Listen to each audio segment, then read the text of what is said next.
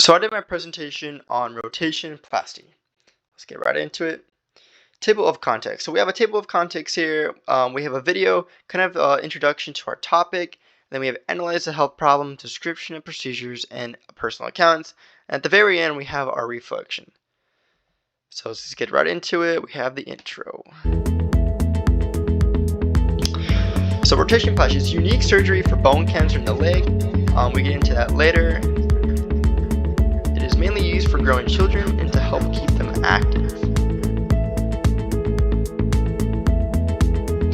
Surgeons remove the cancer by amputating the knee and some of the high thigh. Then they rotate the leg 180 degrees and attach it to the remaining thigh. I can't really read that because of the thing, but I think it says the foot is backwards and the ankle acts as a new knee.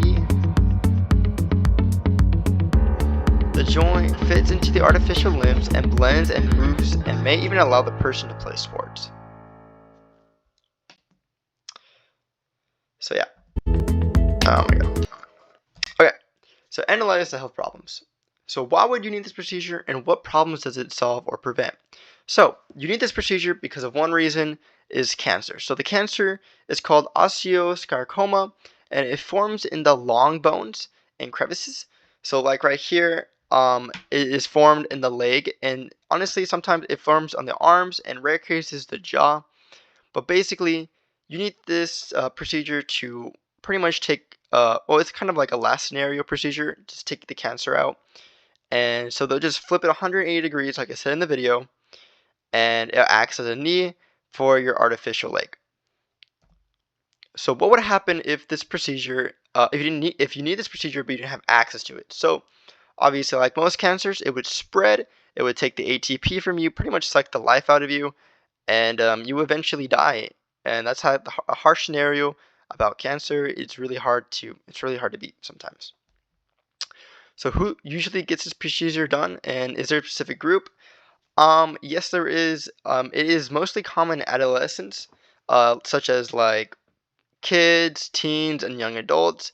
It does vary from older, but nothing too like old. There's about 800 cases every year with bone cancer, and about 400 are young teens and adults, and I guess kids, yeah, young kids. Okay, so is this diagnosis procedure or is it used to fix a problem or disease? Yes, it is. So about 85 of the patients remove the cancer. So this procedure is very, very rare. It doesn't happen all the time, but if it does, it pretty much you're gonna take most of the thigh out. I mean, there's not much you can do with that because you don't want it to spread to other parts of the body and pretty much you die from it. But this is a last case scenario. If you need to, you do rotationplasty. I mean, not all the time. So yeah. Description of procedure. So this procedure is formed in the hospital, usually and obviously St. Jude's Hospital or any child hospital because of you know of how many kids get it over time. Who performs it? Obviously, we got surgeons. The surgeons perform it. They are pretty much the head of the table. But also, you have your technicians, your nurses, your assistants, your anesthesiologist. You have all those people in the surgery because this is a pretty big procedure. It's not light. You're gonna have to take a big chunk. It's time consuming. So yeah. What equipment is needed? So we have some equipment. Obviously, you're taking out a leg, so you need a lot of equipment. So obviously you have your scalpel, your scissors, you have your clamps, you have your suture after you're done cutting the bone, and obviously you have your saw. But you also have something called a thiothermy device. What this device does, it pretty much sends electromagnetic I forgot how you say it, wavelengths to increase blood flow in the tissue. So yeah, so it increases blood flow and it helps with surgeries like these when you're taking out big chunks of body parts. So what preparations are needed by the patient? So obviously your doctor would tell you what you need to do if you want to continue with this procedure. So obviously, so yeah, that's pretty much it. I mean, if you want to, go for it, and if you need to, you have no choice, so you can't really do anything there. But let's say you want to, and you go into the next point. Next stage is they will test you for your ankle mobility and your hip mobility, because obviously you're going to be using your leg and hip a lot. So obviously, like, there's no point if if your hips and ankles are not in best shape. So let's say you got that done. You're going to take a lot of CT scans, X-rays, MRIs. This is to see how the blood flow is through the leg, so they can just like determine what to do after that. Then after that, before you go to surgery, you'll get called prothesis. I think that's how you say it. And pretty much it's just kind of like the mold for the leg, and so you can just get back up on your feet right after surgery and do rehabilitation and just continue from there. So what kind of risk of this procedure, or what is the likely outcome? So you have something called arterially occlusion. I think that's how you pronounce it, but it's pretty much the arteries start to close and there's not much blood flow going through. You also have deep vein thrombosis. Is that the DVT? That's the blood clots in the arteries or in the veins, and you have EMDA, which is pretty much the swellingness of the leg. Those are some risks through the procedure. What is likely outcome? You could get an infection. That's also a possibility. There are still bones still broken, so we might have some deformities in the bone still. Definitely nerve damage is probably the big one, because how much you're cutting off. I mean, you're keeping the nerve, but just like it's not normal. This is not a normal thing you do. And also a very, very big thing is the fusion between the knee and the leg. So that is, or really the shin and the knee. So that's also a big thing too. So yeah. So personal accounts. So how does it feel to get this done, and does it hurt or is it embarrassing? Personally, you're looking at this, right? Like, this looks uncomfortable. Like, you're gonna be living that for the rest of your life. I think it's gonna be pretty uncomfortable. I mean, it looks uncomfortable. Maybe you probably get used to it after a while, but it just something like that kind of scares me a little bit. Does it hurt? Oh, it's probably gonna hurt. Yeah, this is a big chunk of your leg. I recently had surgery, and I had some restless nights. It hurts throughout the night. This is your leg, like literally you're taking a big chunk of your leg, and pretty much like that. That's gonna hurt. Like, that's gonna hurt a lot. So yeah, is it embarrassing? I mean, it is pretty embarrassing, I would feel like, but personally, I think that would be pretty cool. It doesn't happen often. It's kind of a rare procedure.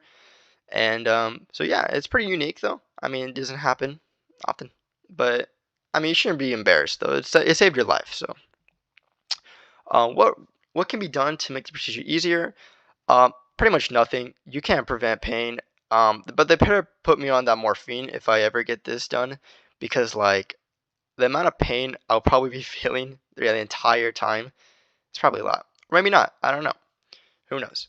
I mean, I guess they know. Is this procedure that will be provided a Is this a procedure that will be improve a person's life? Is it something you would encourage a person to do as a preventive medicine? Probably both. I think if it's a scenario cause, like let's say they took the cancer out, but it came back, I will probably get this done.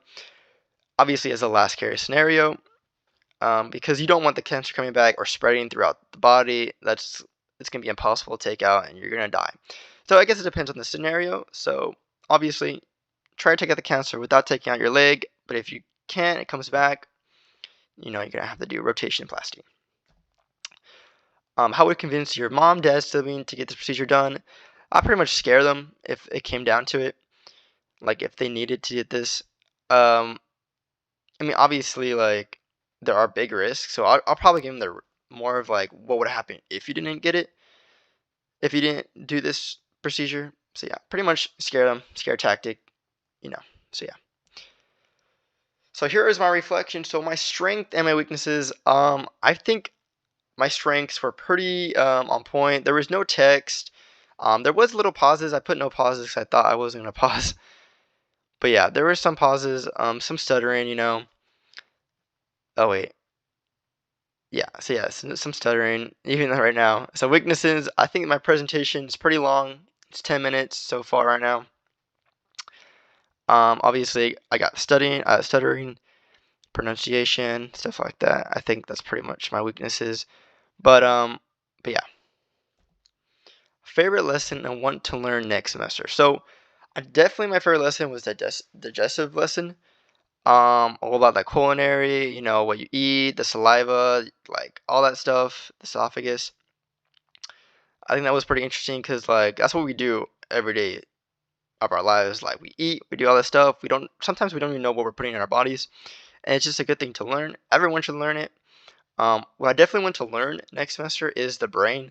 I think the brain it's a pretty big concept because there's so much to talk about. I mean, like there's the left side of your brain, right side. You have the cognitive ability. You have all these different parts of the brain that control like some aspect of your thought process. So yeah, I think that's pretty cool. But yeah, that is my presentation, and thank you.